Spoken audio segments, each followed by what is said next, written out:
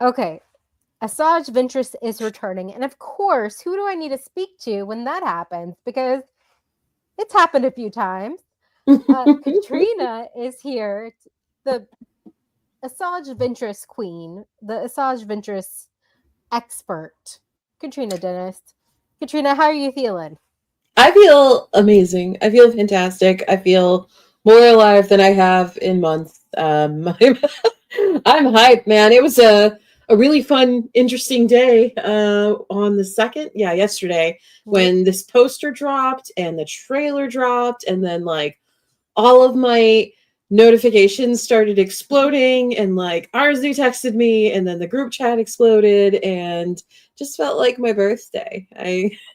Yeah, like I how many messages did you get? Oh my god, I did not. I lost count, honestly. And it's wild when like your all of your social media just like explodes with notifications, I'm thankful for people for checking in on me to make sure I was still alive. And it's really funny because like I I opened my socials before and I was just like scrolling around, and then the moment I landed on that post, everything, like everyone started messaging me, and it's just like I'm just so freaking hype. Like she's yeah, I'm sure the people who have like viewed this channel enough times know exactly how much she means to me. But it's so cool to have more exploration of her story, especially post Dooku, post what I'm pretty sure will be like post Order 66. So we're gonna see what happens, and I'm sure we've got some theories too. Oh, there are so many theories already flying around. It feels Hmm. like, Star Wars fandom is back and alive because it's been a few months since we've had new Star Wars of any kind. Yeah, And yeah, yeah. so the last time we saw Ventress was at in Bad Batch, Hmm. where she pops up and she's alive. She's alive. No, I love that. Like I hope they never explain how she how she came back to life, because um for anyone needing context, she did die in the novel Dark Disciple. She died sacrificing her life for Quinlan Voss. And she was buried in a magic lake on Dathomir. And like that's the thing. And I've said this before a million times. Like she's a magic witch from a magic coven that like specializes in raising the dead, and she was buried on a magic lake on her magic planet. And that's really all I need. Like, I don't need somebody to spell it out for me. I don't need to see her freaking pull up Boba Fett and come back from the Sarlacc pit. Like, just she's there. Oh, big surprise! Like it's Ventress. Like who's who's surprised? She is the her whole story is about surviving. So her coming back is like obviously, you know. But yeah, I'm so excited, and she was so cool in Bad Batch too. Like I Oh, love this. Yeah, this direction that they're taking with her is something that fits her character so well, because the thing about Ventress is once she is a survivor of trauma, a survivor of abuse, and you know she committed a lot of heinous crimes, war crimes in her time, and yep. she's one of the few characters that we get to see go on not just like a redemption arc, but like she is in her own way on an atonement arc, with the decisions that she is making now that she's free of Dooku and the dark side and the Sith and all of that. Like, and this started way back in Clone Wars in season 5, season 6, something like that. Yeah. Um, when she helped Ahsoka while she was on the run from the Jedi Order, because Ventress, and I think this was like really the moment where it started. And on that same day, in a comic like that was released called Age of Republic, a story by Jodie Hauser, she helped two little girls who were being attacked in an alleyway, and this dude was trying to steal their food and stuff. So he cut his arm off, gave them a knife, and told them to watch out for each other. And then she went to go look for Ahsoka to try and hunt her down for her bounty. But the moment she knew what was happening to Ahsoka, that was it. Like she just changed her whole mind. Her whole objective immediately changed. And this is the cool thing I think about Ventress is that when she sees a young person or a woman or someone at risk of having the life that she had to suffer through and becoming the monster that she was, she goes above and beyond to stop that from happening. Like, it happened to me, but I will never allow it to happen to you. And that is what I love about her, like, redemption atonement arc, is that she's constantly trying to make it so that nobody suffers the way that she did. Yeah. And I think that's so interesting because when people get hurt as children, sometimes they become the person who hurts, Mm-hmm. or they do what Ventress eventually does and they try to prevent people from being hurt like they were. And Yeah. speaking of children, congratulations, Ventress. You got a Congratulations on your, Padawan. right? I'm so Congratulations on the excited. kid. Yeah. I don't know what it is with her. Like, she loves saving little kids. I love that about her, though. It's just it's great. And there's a lot of theories surrounding this boy. That he is, it looks like he is a Jedi Padawan. He has a lightsaber. Yeah. And I doubt he builds that under her tutelage or something like that. But I have a feeling that, like, if this is taking place after Order 66, she finds him, and it's very, it's what's the word I'm trying to look for. It has been posited that she is part of the path of the hand, like Quinlan Vaz is, as we've seen in Obi-Wan, and that she's trying to find force sensitive kids and people and bring them through the path so that they can be, like, smuggled into safety, essentially, from Yeah. the eye of the emperor. And so I think that is exactly what's happening here. It may in fact even be the first time it happens and we follow her story, because she does come to Omega for that exact reason too, where it's like, well, if she's strong in the force, then I need to find a safe place for her to be. And what ultimately happens with Omega is that Ventress realizes that, yes, Omega may be force sensitive, but the safest place for her to be is with her brothers. So that's why she leaves Omega there, Yeah. And so we know the Mhm. Inquisitors are created right after Order 66 and the Empire is created. And we know Yes. they're phased out before A New Hope. So Hmm. it's got to be sometime in between Order 66 and the end of Rebels, really. Hmm. Yeah, Because by because there the is. last Oh, go season on. Rebels, they're gone. Hmm. Yeah, there is a new Inquisitor that yeah, that was hinted at in He looks this so cool. promo. I know this person does look pretty freaking cool. I'm not gonna lie, which I'm very pleased with, because, like, you can't just give Ventress, like, a bunch of dopey enemies. She's already suffered enough at the hands of, like, Grievous, who is, like, super dopey. And I'm gonna get attacked by, like, a Also, bunch. she needs a challenge after, like, we saw her just, like, destroy the Bad Batch Yeah, easily. exactly. So I'm really she, excited for this.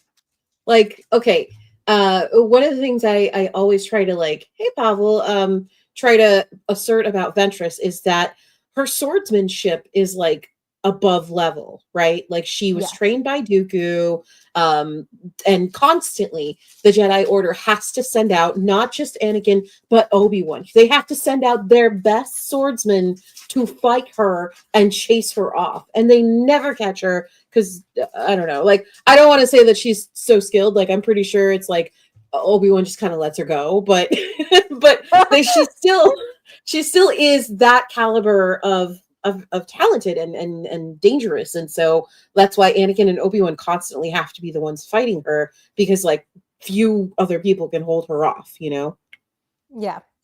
Yeah. And yeah, I always want to see Ventress fight. She is one of the most, maybe not the best duelist, one of the best, but she Hmm. is always one of the most interesting duelists to see. Her Yes. fighting Yeah. style is so dynamic, and I'm so excited that we're going to see more of her. Yeah, I'm so excited. Like, and speaking of that, like, I'm interested in her lightsaber, because the Yeah. lore around it's definitely changed from Dark Disciple. So the in Dark Disciple, in the story that led into Dark Disciple, which was part of a Star Wars Insider like short story run. It's called Kindred Spirits, and it's mentioned in that story that Ventress bought her lightsaber off of the black market. And then later in the lore, there is a mention of Ventress, buying her lightsaber, but then changing the crystal when she holds it. Like the crystal color goes from like blue or green to like this yellow color. And now this lightsaber, if you see the one there, and I own it, and it was sold in Galaxy's Edge, so it's just like wild that that this is it. And there's an even bigger theory I have about it, that it's just like that she did have that lightsaber in Dark Disciple, and that is the lightsaber that she used. But when she died and was buried on Dathomir, her lightsaber was left there too. And when you see that lightsaber model again, it's in Clone Wars Season 7, and it is half of Darth Maul's blade.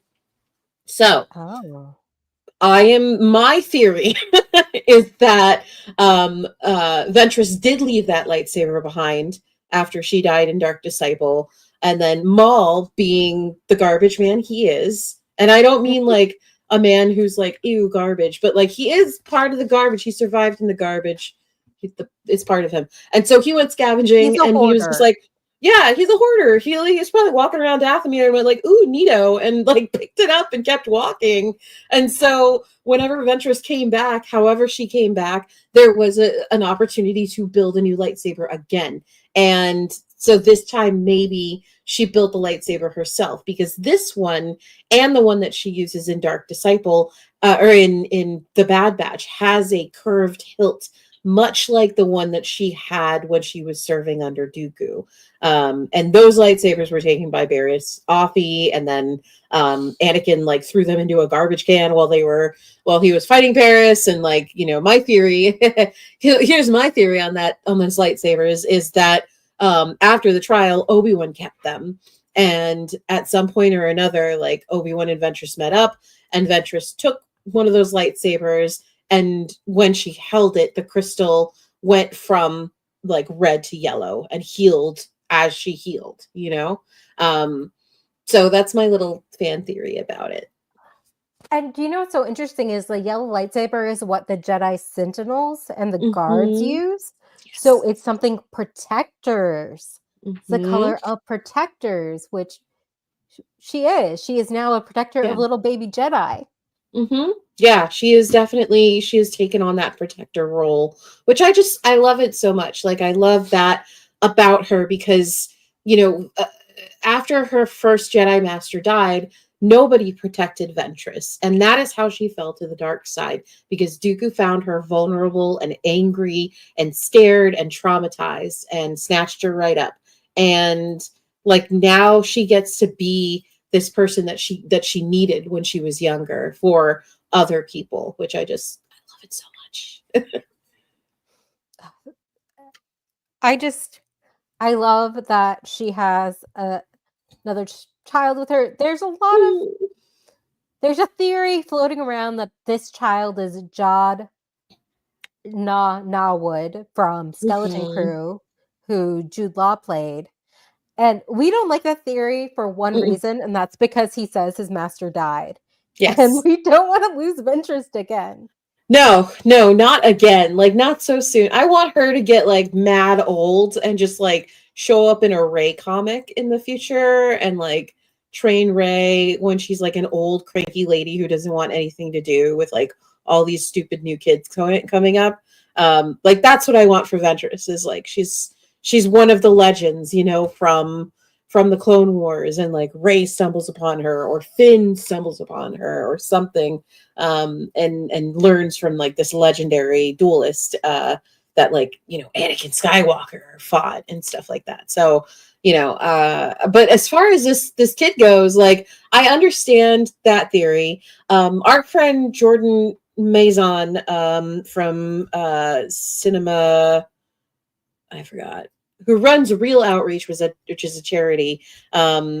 He has mentioned that there has been like a little mention of Corran Horn from the Rogue Mhm. Squadron stories, the EU. He was mentioned in Obi-Wan. He joined the Path. Um, and so he's like he's kind of positing like maybe this is Corrin, like maybe this is one of those characters that like we've sort of seen some little hints of, but like now Ventress is the one who's going to ferry him into like the Path. So we'll see. But I'm still so excited. If she is John Nanawood's master, Mhm. maybe you just put her in another magic lake. Yeah, put her in another magic lake, or just trust the fact that Jod is a big stinky liar and lies, and he was just lying to get people to like sympathize with him long enough for him to like pull the wool over their eyes. Um, yeah, that's what I'm hoping is like he's just a lying liar if that is the case, because I don't want that to be what her fate is oh again she dies protecting some guy. Wouldn't that suck? Because like Tales of the Empire ends with Barriss dying too, Yeah. right? We Hmm. don't need to see another character just gone Yeah, after finding out what exactly. happened to them. I'll be mad, but but I don't think they would do that. I feel, especially like after all the work it's taken to bring her back and all the storytelling and the lore and the promises that like there are more Ventress stories on the horizon, and the fact that they still haven't called me to write one of them. Like they I don't think they're gonna do away with Ventress that quickly. I don't see it happening. So, in the past of Tales of the Jedi and then Tales of the Empire, there are 3 vignettes per Mhm. character, and they take place at different times. Yeah. So, when do you think like the first vignette's going to be? Do you think it's going to be during Clone Wars when she starts being a bounty hunter? Because I feel like the focus of the Underworld is her bounty hunter time. Yeah, I mean, we sort of saw her get into bounty hunting in the Clone Wars, especially with that like that Boba Fett episode. Like she sort of had that small arc where it was like her people had been genocided, and she had to make this decision about like what's next for me. So I think we're gonna definitely encounter her like getting into that maybe after what had happened with Ahsoka, or we may very well see Ventress go through, because we're Star Wars fans and we love angst. We may see her like her perspective of Order 66, Yeah, and what that looks like for her, because she comes back. She could very well come back like as it's happening, because yeah, she passes away. I would say that's like the middle of like season 6 of the Clone Wars, right? That yeah. timing That's for when Dark the Disciple. episodes Yeah. was supposed to And be. and then by season 7, Maul has that lightsaber on his Mhm. thing. So I am wondering if like what we're gonna see is Ventress like comes back to life, whatever, and then as soon as she's like conscious enough, boom, Order 66 starts, and it's like, oh crap, I need to hide and I need to figure out a way to survive because all the Jedi and Force users are getting killed off, and they're being hunted down and stuff like that. And so I think that's part of what we're going to see. Um, yeah, that's What kind is of my theory. Star Wars without another Order 66 scene? Well, I mean, what is it with that? I'm pretty sure like all three of the tales, or all two of the Tales of series so far, have had an Order 66 like scene or a reference to it or Yeah. something like that. So I'm pretty sure we're gonna see Ventress's reaction to Order 66, and maybe even to finding out that like Dooku was killed like 3 days ago, and like all of these things are now that she knew when she died have now been flipped upside down. What do you think her reaction's gonna be if she finds out it was Anakin who took out I Dooku? think she's gonna be annoyed. That it was Like Anakin and not that her? guy, yeah, not her. So I think Like, I I always, love I her. mean, she and Anakin had that like very contentious rivalry. Like they were two people who like if Anakin was any less bullheaded and they became friends, it would have been problems for Palpatine, you know, like it would have been an issue. So I think you know, Palpatine was counting Trouble. very closely, yeah, on Anakin being like stubborn and never listening to women and stuff. So and he was right. So Well, Anakin, um it's not just women, it's everyone. Anakin it's didn't listen to everyone, yeah. everyone. True, very true. He doesn't listen to nobody. So, Yeah. so I definitely think that, like, you know, we're gonna see Ventress maybe go through that and make some like decisions and stuff about what her life looks like post 66. And yeah, and I think it's going to be very interesting, that first episode especially, and then those latter two.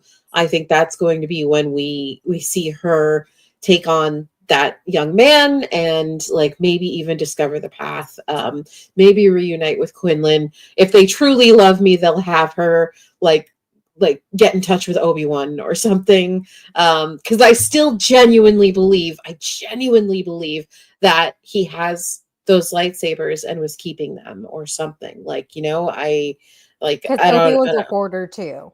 he's a hoarder, yeah. And you know, so in my shipper heart, because you know me, I love Obi Ventress. In the expanded universe, there are journals that Obi-Wan keeps, right?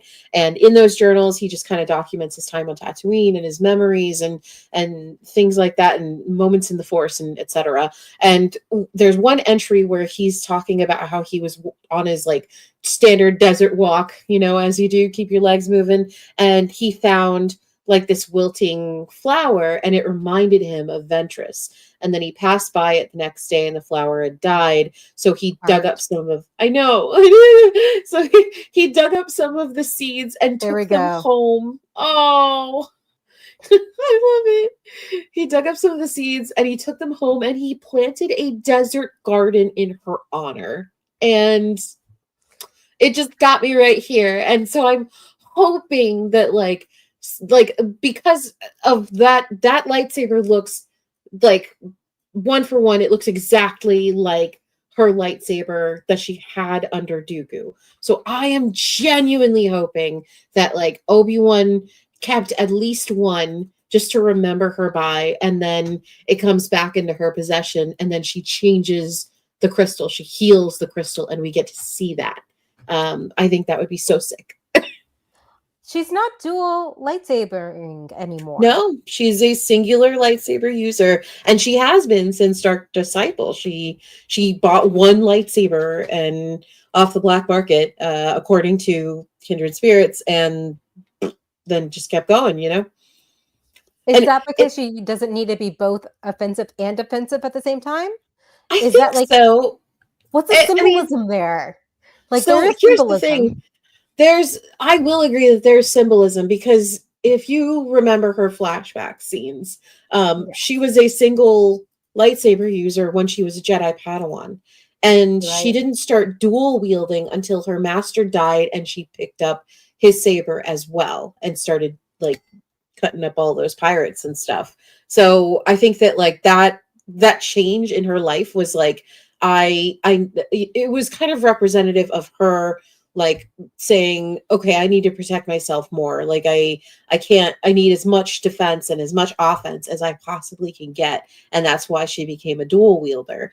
And the fact that she picked it up so quickly is also extremely impressive, because it is sure hard to swing around two swords, folks.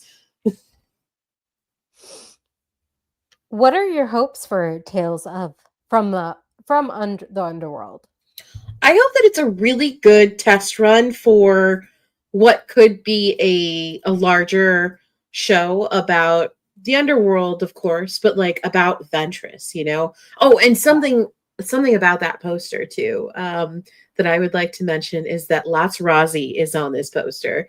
She is right there next to the little boy, the little pink skinned Thielen. And Lots Rozzy is she is a bounty hunter who was part of Boba Fett's crew in the bounty episode of Clone Wars. And Oh, they were BFFs. they were BFFs, dude, and that's and they were also like deeply flirtatious for a children's cartoon at the time. Yeah, Lazzarazzi got all up in Ventress's grill, and there's an episode that happens after Bounty where like they're having a very intimate like Yeah, they're having drink a or date. something. Like it looks like a They're date. It on a really does. date. Because she like reaches over to Ventress. She's like, "Are you okay?" When Ventress like has that moment of like where she thinks Savage Ventress walked into the bar and she kind of freaks out a little. And it's just like, that's a little gay, you guys. So I'm excited to see Lots on that poster because like I think Lots Razi is probably also assisting Ventress in surviving under Imperial rule. So it's really cool to see her back because like we've seen hide nor hair of that character since the Clone Wars. So I'm real hype about that. Well, another thing, I know we're talking about Ventress, but Mm-hmm. Cad Bane's there too. And Mm-hmm. I'm wondering if we're gonna really see what happened between him and Boba Fett. Yes. Because Yeah. that is another Clone Wars idea that didn't get a chance to take shape because Disney bought Star Wars when they were in pre-production and Mm-hmm. it just didn't happen. Yeah. And it was really alluded to in Book of Boba Fett that I was Yeah. shocked about because I'm like, okay, well, this canonically hasn't happened. We don't Yeah. know about this. So Yeah. I think that's gonna be really like it looks like obviously we're gonna get an origin story for Cad Bane, which will be really cool. But baby I Cad think Bane. yeah, exactly. But I'm not against having a Boba Fett cameo go on and seeing like why their dynamic changes so much. Cause like Cad Bane and Boba Fett have never necessarily been friends, but Cad Bane was one of the bounty hunters who did have like an effect on Boba Fett, who I wouldn't say that he like mentored Boba Fett or anything like that, but he was one of those characters who sort of like showed him the ropes that like, Boba was around while Cad Bane was doing his thing and saw like what a high caliber bounty hunter was like because of Cad Bane. So, you Yeah, know. and he also is like he's like the person who dented his helmet, Mhm. Boba Fett's helmet and stuff like that. So Mhm. I'm curious to see what that history is and why when Cad Bane came to Tatooine, why it was such a big deal. Mhm. Yeah, I really want that context like really bad and I hope we get it because like go going back to Ventress, she has she so I don't know how canon this is anymore, but in the expanded universe, she's the person who is responsible for the fact that Wolf lost an eye. And she's Yeah. also the person who gave Anakin the scar over his eye. And that's not She's mentioned like in. a cat. Yeah, I know. She's like, Scratchy. so Scratchy. I hope we do get that with Boba and Cad Bane because, like, I think it would make what happens in Book of Boba Fett like more interesting and more exciting and stuff. But we'll see because my worry is Cad Bane is not a good guy. Okay, he's not one of the heroes. He is in it for himself. He's there for the money. He's darn good at what he does, but he's not a good guy. And I worry that like I don't know that this origin story would be like, oh, here's like a way to make you feel sorry for Cad Bane, or like here's a Or way to show you he's actually a good guy or something. And I don't think. Mm. or this could be two stories juxtaposed, which was Ooh. very similar to how Dooku and Ahsoka's Yeah. were opposites. Is Cad Bane has kidnapped a lot of children. Mhm. You know, he has done enslaving.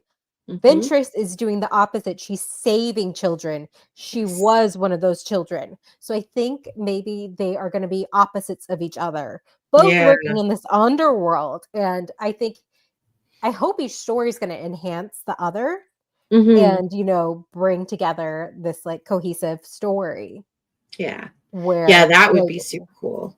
what happens to a bounty hunter when there are really no rules anymore in the galaxy, and the Empire is literally just hiring out bounty hunters to get things done because they don't care.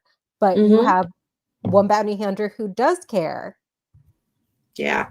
Yeah, absolutely. I mean, it's going to be interesting kind of seeing how Ventress makes that decision too, to like in the midst of like a fascist regime, to intentionally decide to go against it when she could so easily be one of those bounty hunters who's just like, all right, well, I guess if you're paying, like, I'll go kidnap some children, because I don't think Cad Bane is going to have a second thought about that. I mean, he kidnapped Omega. We Yeah. know that. He's not anti kidnapping of children, Mm-hmm. which sounds so bad.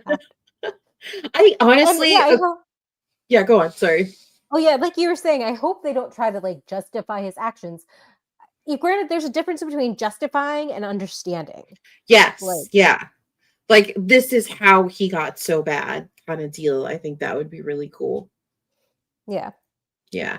I really you didn't ask, but I kind of hope we have a specific cameo in one or both of these. And I guess, Cad Bane's makes a little bit more sense, but like, what along with the Boba Fett cameo, I would really like to see Fennec Shand show up in these Yeah. stories, because it is about the underworld and she is a huge player in the underworld. So I think it'd be really cool if we were able to see more Fennec Shand in this series, even if it's just like a little cameo. She personally knows Ventress, which is something. She's the one who called in Ventress for Omega to protect her. And she could have called in Cad Bane. She could have called in anybody else, but she knew Ventress would take care of Omega. And that is why she called on Ventress. So, And I think Finnick and Cad Bane don't have the best history either. no. So I mean, like, who does Cad Bane get along with? I think no one. Nobody. Oh, this Oh, reminds man. me. Do you remember there was a video game that was in development for a while until it was canceled?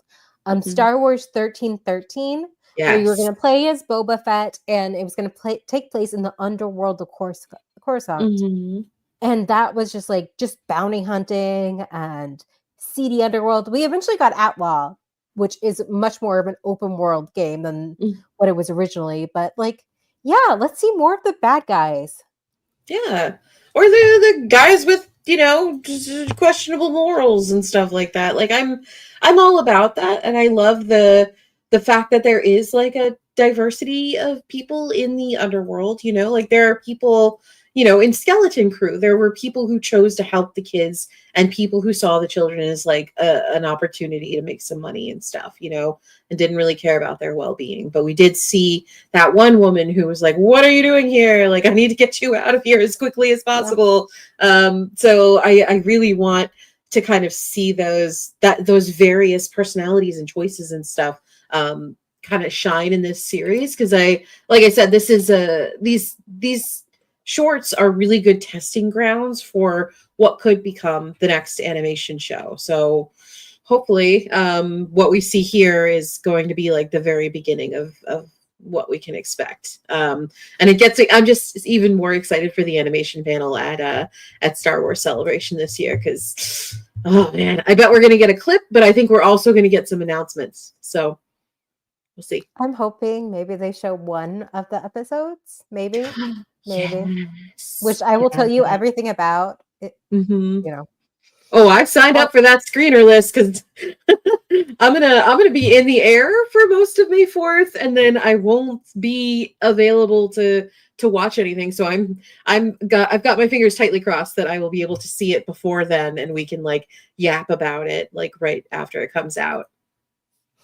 yeah, and Tony Gilroy, the creator of Andor, Rogue One, he recently said in an interview that he hopes that Andor opens up Star Wars to other genres, which is kind of Mm-hmm. like what you were talking about, how the underworld has so many stories yet to tell. Yes. So Yeah. yeah, he said a horror movie, which would be amazing. Like Mm-hmm. there's space is scary, you Space know. is scary.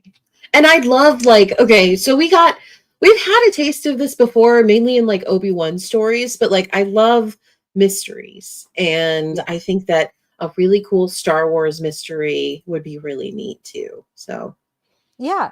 Give us a gangster movie, yes. give us Or like even like Knives Out in Space. Like I'm game exactly. for it. Yeah, murder mystery on a Mhm. galactic cruiser. Who did it? Yes. Who done it on the Halcyon? R.I.P.